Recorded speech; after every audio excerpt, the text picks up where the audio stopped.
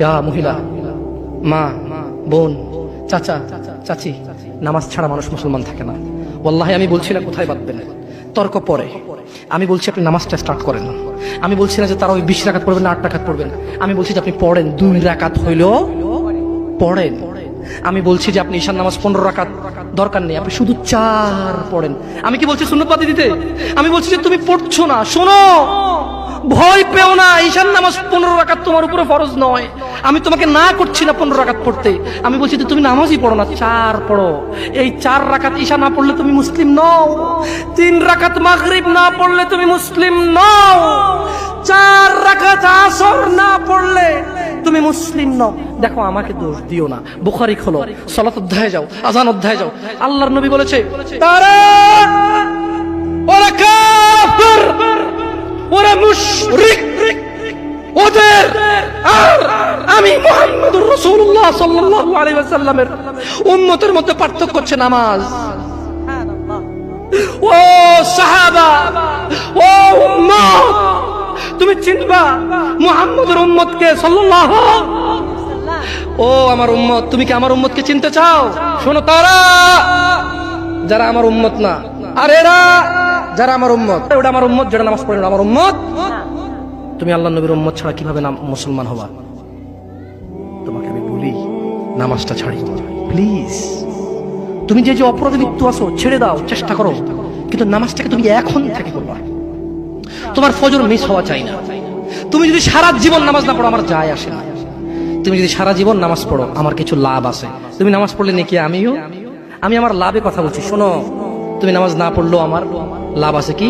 ইন্নামাল আমালু বিন্নিয়া। আমি নেকির উদ্দেশ্যে কথা বলছি, আমার নেকি হয়ে যাবে। কে ঠেকাবে? তুমি তো আর আল্লাহকে ঠেকাইতে পারবা না। তুমি নিজেকে না নামাজ থেকে বিরত রাখতে পারবা, আল্লাহ যদি নেকি দিয়ে ঠেকাইতে পারবা? তাহলে আমরা সবাই মিলে বলি আল্লাহর দিকে তাকে শেভ করিয়েন না। দেখেন, এটা অনেক কিছু না, এমন না যে শেভ করলে আপনি একেবারে কাফের হয়ে গেছেন, মুশরিক হয়ে গেছেন, এমন না। লজ্জা থাকা উচিত। কিভাবে কাটতেছেন? কিভাবে? মহিলার ওঠে না, আপনার ওঠে, কেমনে কাটতেছেন? গলা কেটে দিবেন? কাটবেন না কেন? এটা হারাম। এটা কাটাও তো হারাম। শুকর খাওয়া কি হারাম? এই যুবক, তুমি দাঁড়াও, সবাই লক্ষ্য করবেন না, ওকে কেউ ভিডিও করিও না, পরে লজ্জা পাবে ইন্টারনেট আসলে। তোমাকে এখন শুকরের মাংস দেবো, খাবা? কেন খাবা না? জোরে বলো। আপনি শুকরের মাংস খাবেন? আপনি কুকুরের মাংস খাবেন? কেন খাবেন না? কেন? কেমন হারাম? শুকরের মাংস খাওয়া কি হারাম? এই এখানে তাহলে আমি বলছি না, কেউ কি রাজি হবে তার বোনের সাথে জানা করতে? কেন? কেন? কেন? কেন? তো নামাজ না পড়া কি? শুকরের মাংস খাচ্ছ না হারাম দেখে নামাজ ছেড়ে দিচ্ছ, তো সেটা তো হারাম। তার মানে তোমার যদি স্বাদ লাগতো আর তোমার বাপ মা যদি শুকরের মাংস খাইতে, তুমিও খাইতা, হারাম আর বাস্তা। তোমার বাপ নামাজ পড়ে না যুবক, তাই তুমি নামাজ পড়ো না। তোমার বাপে ভাত খায় তাই তুমি ভাত খাও। পাকিস্তানের রুটি খায় তাই ওরা রুটি খায়। চাইনিজরা এইভাবে লাঠি দিয়ে খায়, ওরা লাঠি দিয়ে খায়। শোনো, তুমি বলতে চাচ্ছ তুমি শুকর খাও না কারণ এটা হারাম, তুমি মিথ্যু। তুমি একটা চরম মিথ্যাবাদী, ধোঁকাবাজ। তুমি বলছো তুমি শুকর খাও না, এটা হারাম না?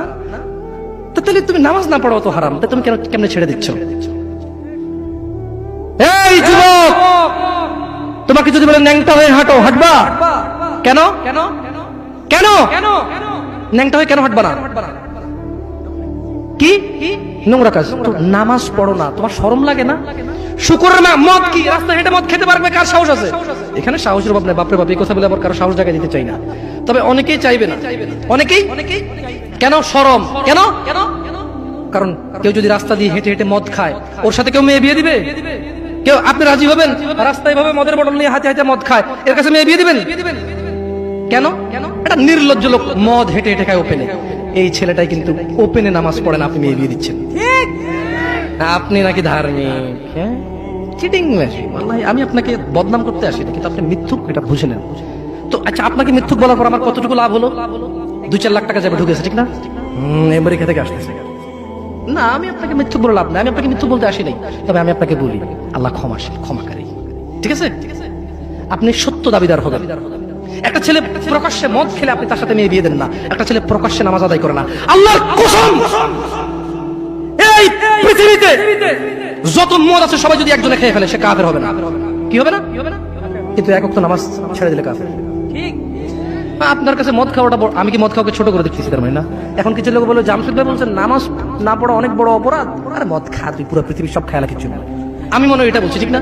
না এরকম বুঝে ভাই, বুঝে এরকম অনেকে আছে বুঝে, এটা বুঝিয়েন না। আমি উদাহরণ দিয়েছি। শরম করুন।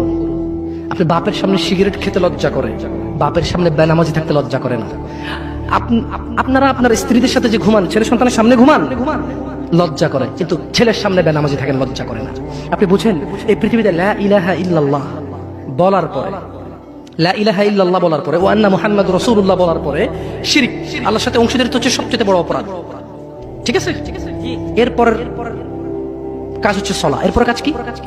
নামাজ। এরপর কাজ কি? নামাজ। আপনি জানেন এই নামাজ না পড়লে মানুষ কাফের হয়ে যায়, অথচ মানুষ ন্যাংটা হয়ে হাঁটতে লজ্জা পায়, মানুষ প্রকাশ্যে মদ খেতে লজ্জা পায়, মানুষ প্রকাশ্যে দাঁড়িয়ে পেশাব করতে লজ্জা পায়, মানুষ প্রকাশ্যে প্রেমিকের সাথে কথা বলতে লজ্জা পায়, মানুষ বাপের সামনে সিগারেট খেতে লজ্জা পায়, মানুষ প্রকাশ্যে শুকর মাংস খাবে না, মানুষ প্রকাশ্যে সিগারেট খায় না, মানুষ প্রকাশ্যে গাঁজা খায় না, মানুষ প্রকাশ্যে নাচে না, মহিলারা প্রকাশ্যে গোসল করতে লজ্জা পায়, পুরুষরা প্রকাশ্যে পায়খানা করতে লজ্জা পায়। কিন্তু কেউ এত জঘন্যতম অপরাধ যা না করলে কাফের হয়ে যায়, প্রকাশ্যে সবাই আজান চলে, কেউ মসজিদে আসে না, কেউ লজ্জা পায় না।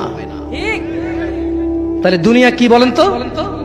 তুচ্ছ খেলতামাশা। নামাজটাকে ঠিক করেন। যদি আল্লাহ আমাকে বাঁচায় রাখে আগামী বছর আনলে, আজকে পরিচয় দিয়ে গেলাম। কি দিয়ে গেলাম? আমার নাম জামশেদ মজুমদার, এটাই আমার চলে।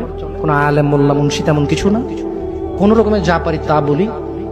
যদি আপনাদের প্রয়োজন হয় ভবিষ্যতে ডাকবেন।